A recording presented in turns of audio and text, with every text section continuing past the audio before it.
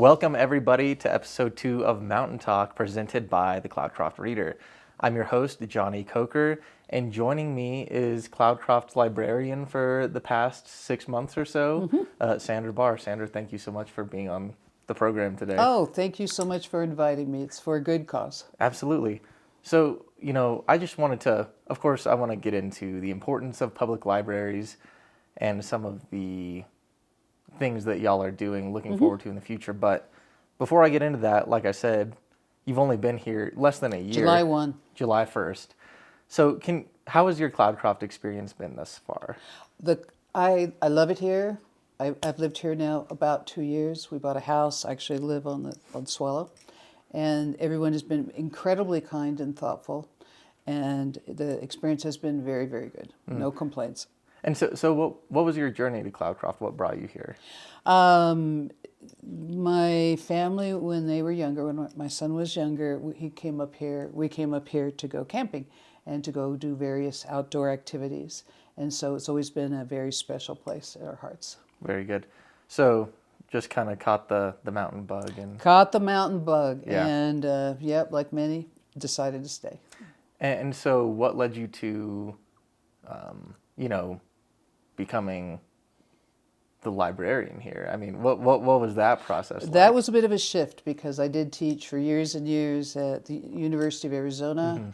Art history, right? I have a PhD in forgery and fraud and classical sculpture, so I you're taught art Dr. history. I'm you're Dr. Barr. Should I call you Dr. No, Barr? you shouldn't. Okay. You should call me to dinner is my request. But at any rate, yes. So I taught there for years, and I taught various humanities. So I've always taught humanities, and because I've done a lot of research, because you have to write a book basically to get your PhD, I'm familiar with research and with libraries. So I was still teaching when we moved here at the University of Arizona, but there are different tax laws between Arizona and New Mexico, and that was a problem for the U of A. So I taught for 1 year when I was up here the first year, and then I just didn't want to sit around and not do anything. And then I heard that the library position was open. And so I applied, and there was various processes, but that's how I eventually ended up here. And I'm very happy here because I'm around books, I'm around education, I'm around community, all the things that I find very important, and in this beautiful mountain setting. I mean, you couldn't ask for more. Definitely. And, can you speak a little bit to the importance of, being around books and the public library in general as a community hub? I think that's something maybe we're losing a little bit in modern society, is that third space, especially a place where you come where you're not expected to be spending money necessarily or anything like that. Can you just speak to the importance of that? You put your finger on a couple very important points because the library is a community hub. It's a place where you can come. You don't have to spend a dime. Everyone is so welcome in here. We're sitting in the beautiful children's room. But there are computer rooms. There are places also for business if people want to bring in their laptops and do their business things. There's a community center, and then on Fridays from 1 to 3, we're doing coffee time and cocoa and snacks. So we're trying to create a community area where people can come and use it as they need it, because some people want books, some people just want to talk, they're lonely, or they've been shut in because people come from Mayhill and various places, and it's a large expanse of areas. Some people want to talk about GRE. I've helped people with that. Other people want to do their MCATs and other tests. So we're trying to serve the total demographics of the village. So that's the youth who would be in here, the young kids, the teenagers, who I'm still working on trying to get a little bit more of teenage awareness.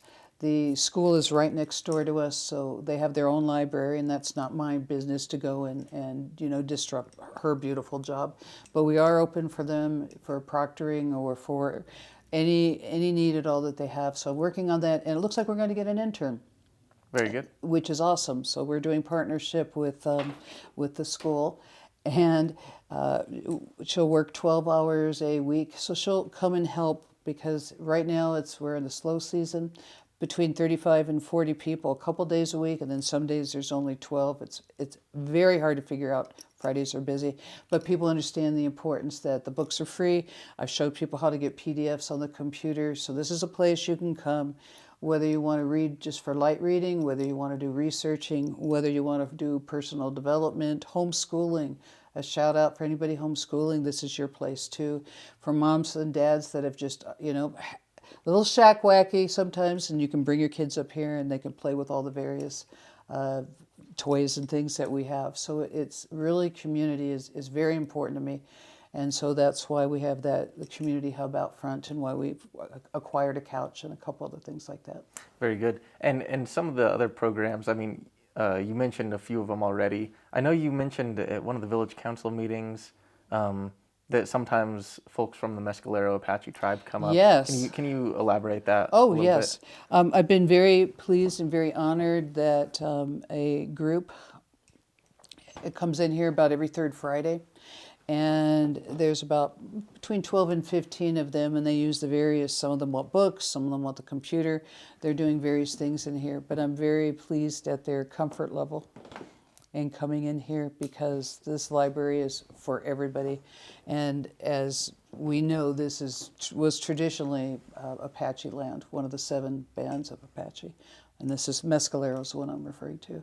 So at any rate, I'm very honored that they feel very comfortable being here and understand that this is a place for everybody.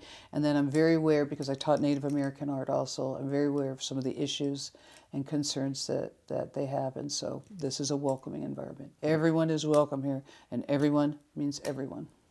And I something else I noticed, you mentioned at one of the village council meetings is, a partnership with the Sunspot Observatory. Yes. Oh, my goodness. But with the recent developments with that, I don't know if you saw. Oh, yeah. Yeah. I do know. And in transparency, my husband is an architect, but he works for Vera Rubin Telescope. So he knew about that before I knew about that. But there was a mercury spill, and they do look like it's gonna be permanently closed down if the facts stay the way that they are now. So Sunspot, somebody over there, and it actually was from New Mexico University, asked if we could do some solar things outside, because we have this beautiful side yard, and so they're going to bring a couple solar telescopes during the day, and they're going to do a couple programs. Okay. When is that going to be? We're deciding on the date. It's March, but we're still figuring out the date. It might be March 20th, but I'll make sure that through Facebook that I send all that information through. No, yeah, that sounds amazing, especially for folks that are interested. Oh yeah, in because that type of stuff. Up here, you know, as I say to my husband, having lived around astronomy through him, you can't throw a stick around here without hitting an astronomer or a physicist, because it's beautiful dark skies, and there's a lot of nice equipment up here, and a lot of smart people. Yeah, and yeah, that's why I was so bummed to hear that Sunspot was having the issues that it's having, and that they're gonna essentially, like you said, shut it down and demolish it. From my understanding, they have to, because it's on forest land, right? And so they have to turn it back green, back into forest land. But hopefully, you never know. Maybe that could be a forestry building, because that visitor center is not very old. It's only been here, I don't know, 15, 20 years, and it's a beautiful building, and it would be a shame to tear that down. But it is what it is at this point. Right. Well, coming back to the library, I wanted to ask a little bit. What you've been here again less than a year. What is your future vision for the library? I mean, obviously there's, especially through the pandemic, a lot of instability within village government in general, and I think the library felt that a little bit. And now we're finally in a place where it feels like there is some sense of stability. So, Yes. So what would you like to see moving forward in the next year or two? What I would love to do is, first of all, keep in mind that my job is library director, but mentoring is an incredibly important aspect of what I think everybody's job should be. So when I'm thinking about what I want the library to do in the future, I want to use some, not use, but I want to acquire some of the people that have interest in library science over at the high school and even in Alamogordo, and talk them into coming up here and either volunteering or slowly doing through internships or through part-time work, handing her over in a couple of years to someone who's local, because I think that's been a problem, is that there is it's a brain drain. A lot of the kids go to school here, and then they go to the universities, and I want everyone to have the educational experience that they wish to have. But there's a lack of everybody between the ages of about 20 and 50. And so that's one thing I'm trying to do is to get mentoring programs. So that's in the back of my head with other things that I do. We need to reorganize the books a little bit, but that's not a big long-term goal. One goal that I do have that I haven't been successful at, that I wish I could do better, I can't get the homeschoolers in here yet. And so I'm either talking to the wrong people, or I'm not using the right social media to find them. But that's something that I'm working on. We need more. They just need to know it's here. I don't need to be teaching classes or anything like that unless asked, but I need to do more work with the homeschooling. For some of the people that are a little bit older, I'd like to have long-term some classes on how to use the computer and how to align Bluetooth, because there are just technical problems. And for now, as an example, it's tax time. So people are trying to get their tax things printed, and you're welcome to come in here and use the printer. You can leave a donation if you like, but there's no cost. I bought the ink and the paper. People have donated the paper. So you're welcome to come in and to use it, but I think some shoring up of knowledge, because every 5 minutes something changes. You get your phone, they update your phone, half the stuff you can't figure out, like where everything is. So I'd like to do some IT stuff for that particular age group. I'd like to do something that's beautiful outside is just sitting there. It was once a beautiful garden. It should become a garden back again. I'd like to get the local artist, Samantha Oden, who's just a phenomenally wonderful painter, and we've talked about this briefly, but that blank concrete wall, it would be lovely to have something that was cheerful and bright as a way to kind of usher people in and to let people know we're here. And I really want this to be more of a community hub. We need to get more people, more diversity, more interest in various subjects, not just, what I'm interested in, which would be art, but other things. Because while it works for me, oddly enough, as an art historian, because there is so much art up here between the Cloudcroft Art Association and the Cloudcroft Workshop, we do have a lot of art, but we'd like to expand and have different types of talks going on. And so we're working on that to get some people in here. In terms of folks or programs that you would like to see here, maybe bringing up local professors or maybe astronomers, who would you like to see come up? Oh, gosh. I would love to see, and they started to do that last summer, I'd love to see more practical technique, so for the artists to have techniques. I'd love to see some of the nighttime astronomers and solar could be out here on the yard. Russell Davis, I don't know if you know Russell Davis, he's amazing. He lives in Alamogordo, and he does very Substack writings. He's a botanist, and he's an IT maven. He's incredibly good at many things. But I'd like to have him come up here because he's very interested in indie films. And so I think it's called Creo Space. It's on Florida, across the street from the car wash. But at any rate, but he's interested in screenwriting and in indie films and New Mexico and film, Breaking Bad, hello. This is a beautiful place. It has very good laws for incentives, maybe is a better word, for doing filming. And so I'd like to see more. I'm always going to push the arts. I can't help that. That's by nature.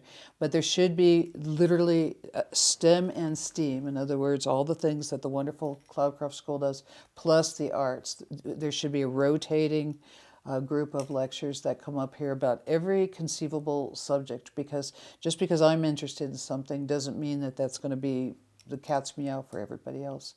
And so in the future, I gave one lecture here on forgery and fraud, which is not boring. Everyone thinks, oh, that sounds so boring. No, it's scandalous, good scandalous. But anyway, I'm going to do that, I believe, for the Otero art space. So I want to get more of a coalition, obviously with the arts, but I'm interested in the botany, the 4-H program, all those things.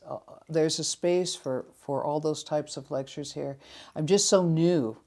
I don't have the network yet that I need to acquire to know who to call always.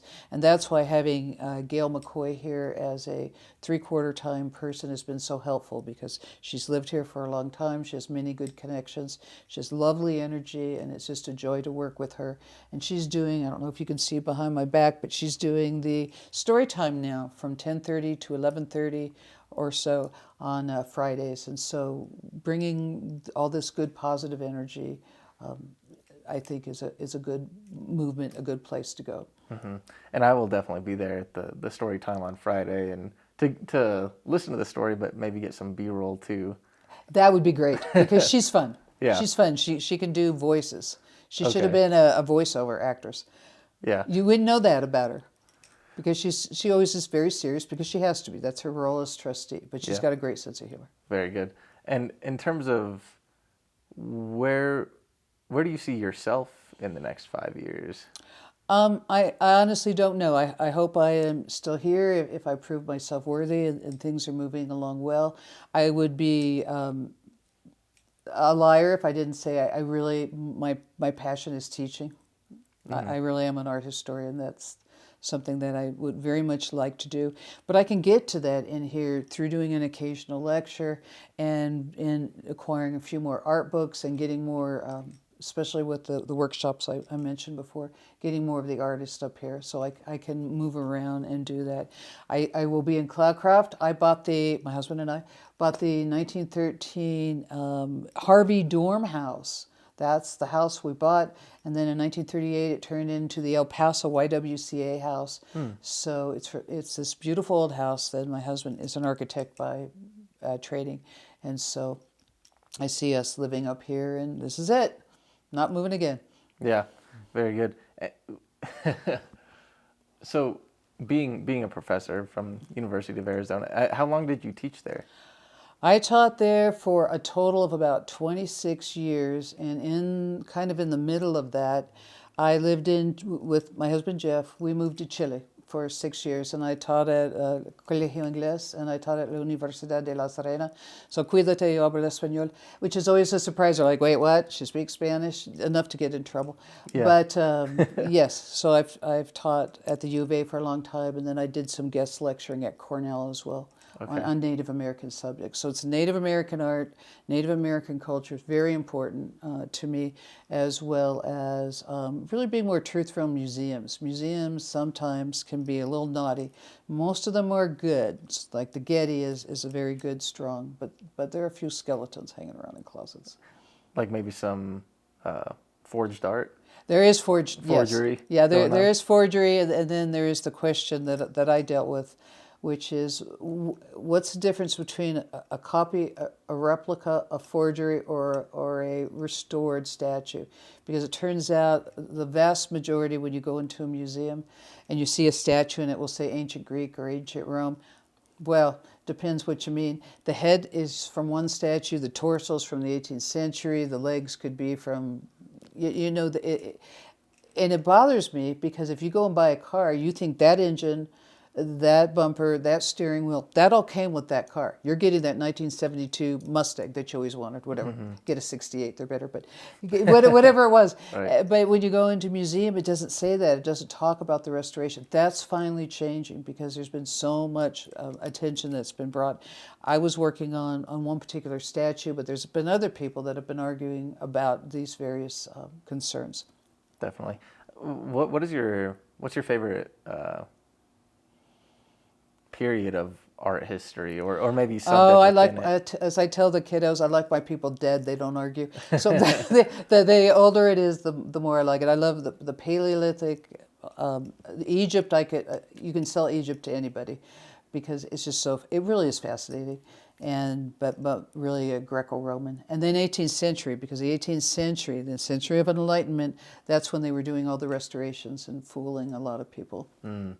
What makes art history important from a human perspective, I guess? I mean, once you zoom out a little bit, how do you explain to people like what Why is do I do? Yeah. Why did I spend 13 years and getting all these degrees? A lot of times people will, I notice, will be wearing things or having things, whether they're logos, whether they're jewelry, bumper stickers on a car, things on a T-shirt. There's all sorts of visual information and visual. That's called iconography. That you are wearing and that you are projecting, but you don't know the meaning of. And I think that while there is literacy in writing, there's also visual literacy about knowing what you're looking at and what you might be projecting to someone that you don't even know that you're doing it. I'm not wearing the right jewelry to show you this, but a lot of Native American jewelry, it has sacred meaning. It is not just stuff. There are pieces that are pieces, and there are pieces that are sacred or that are didactic. And the same way is true in art. So when I go into a room, I'm always struck like, what does someone have on the wall? Do they know about that painter? Do they know what that really stands for?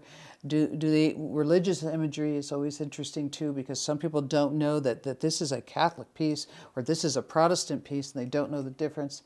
And so like the bumper stickers on the back of my car, which I have the Cloudcroft reader. Did you notice that? I did notice that. Yes, I I do. Shout out. A shout out, well deserved. But at any rate, we need to be more visually literate, because there are a lot of times with tattoos, I'll see some really like, do you know what you're wearing?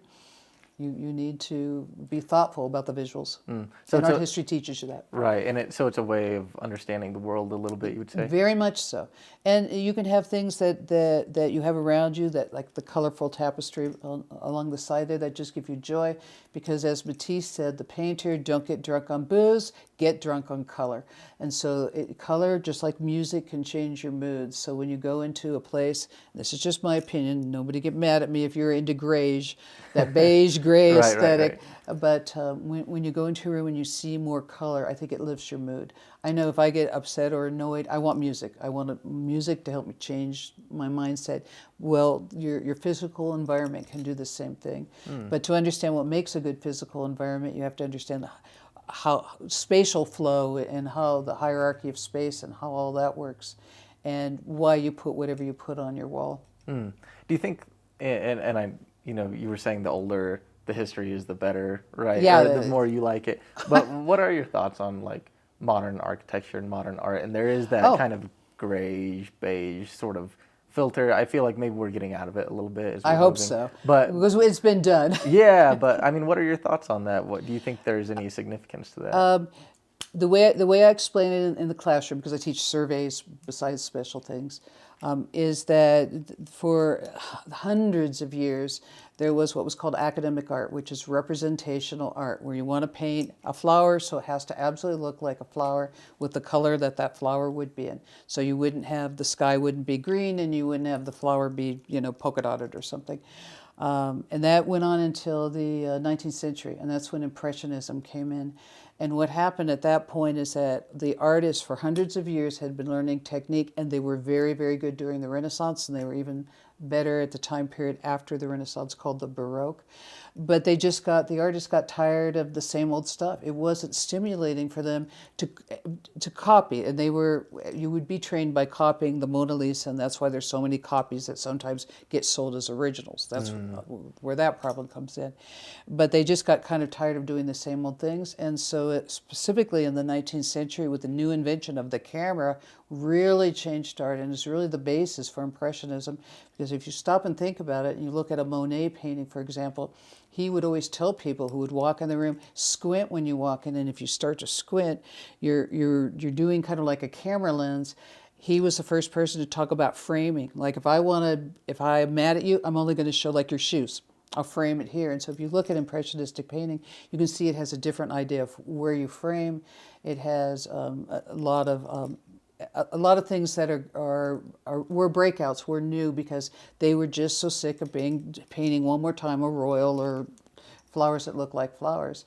And so many of those modern artists would write manifestos. Some of them were wackadoodles. Some of them were very technically correct. It's also the time period when color theory comes into being. Johann Eaton and others who really started to understand, you want green to look really green, put it with red, put it the opposite.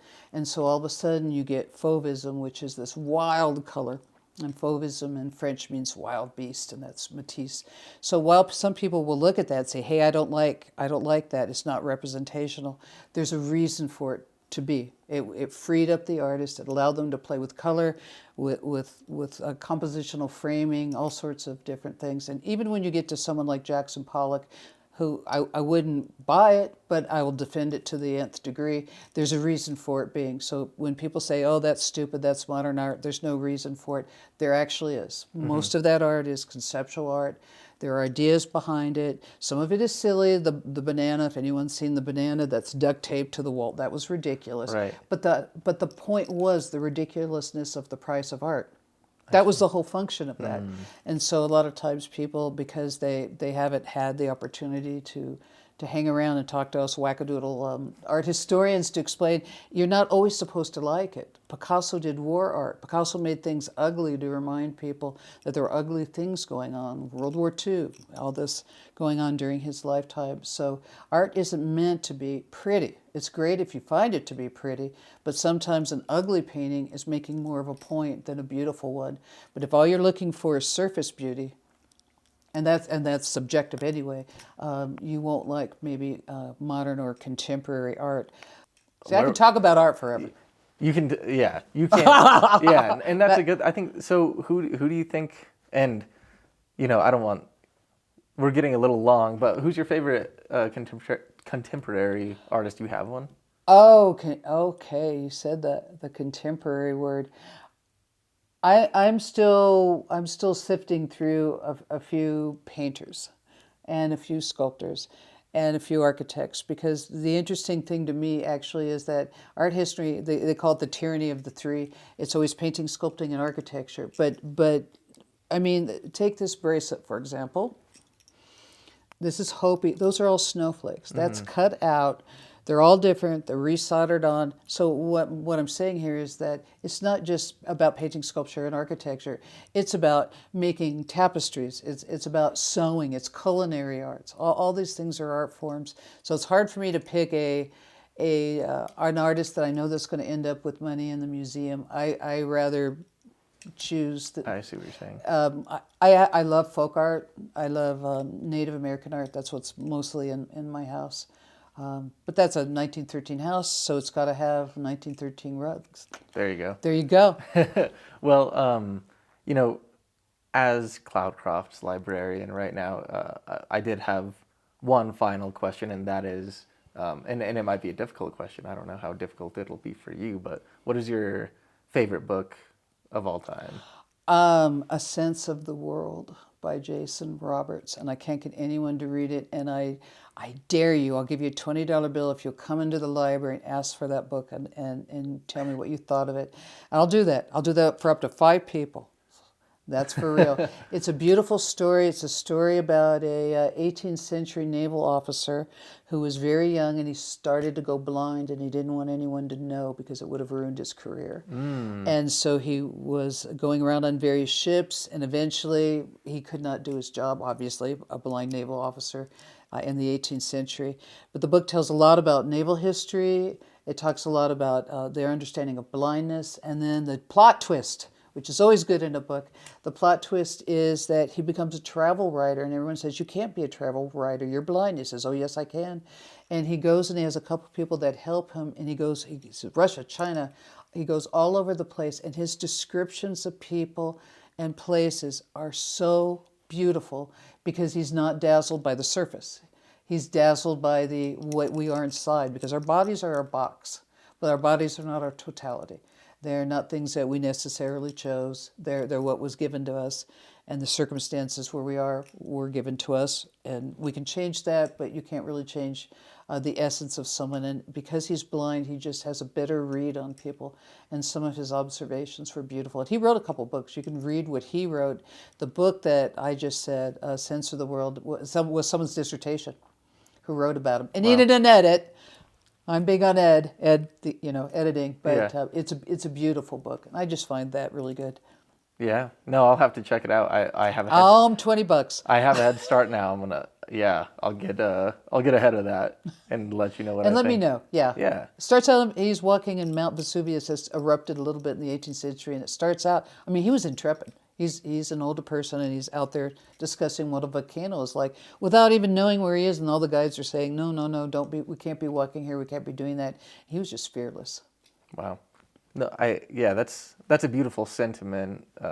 You know, that the concept of that book. What was it called again? I'm sorry. A sense of the world. A Sense of the World. Yeah, I'll have to check that out and get a head start on getting that $20. That's right. But no, I think that's a beautiful sentiment to end on, and I really appreciate you sitting down with me today Oh. and giving the community a bit of a better look at the library and who you are. Yes, So well, thank you. I'm very honored. I don't take me being here, being able to have found the house, to have found this beautiful community, to have found this job, to find the Cloudcroft Reader and other places. I don't take it lightly. It is an honor to be here. I mean that. And so I want everyone to please know that this is your library.